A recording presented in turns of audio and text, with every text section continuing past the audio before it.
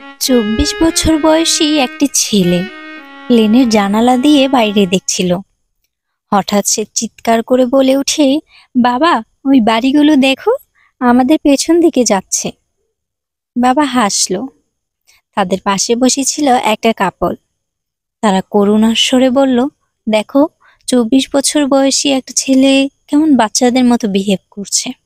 ছেলেটি আবার চিৎকার করে বলল, বাবা দেখো, গাড়িগুলো কত ছোট আর নিচে। বাবা আবার হাসলো এবং মাথা নাড়ালো। আশপাশের মানুষজন তার বারবার এরকম চাইল্ডিশ ব্যবহার দেখে তাকে জানালা থেকে ভিতরের দিকে বসতে বলল।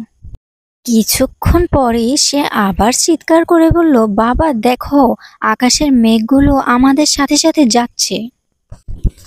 আশপাশের মানুষজন তার এসব সহ্য করতে না পেরে বিরক্ত হয়ে তার বাবাকে বলল, আপনি কেন আপনার ছেলেকে ভালো ডাক্তার দেখাচ্ছেন না? বৃদ্ধ লোকটি হেসে উত্তর দিল, আমি দেখিয়েছি এবং আমরা এখন হাসপাতাল থেকেই ফিরছি।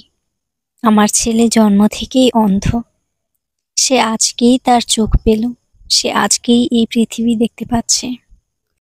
আপনারা চোখে যা দেখেন তাই সবসময় সত্যি না। Everyone has their own story. So stop judging others as the reality.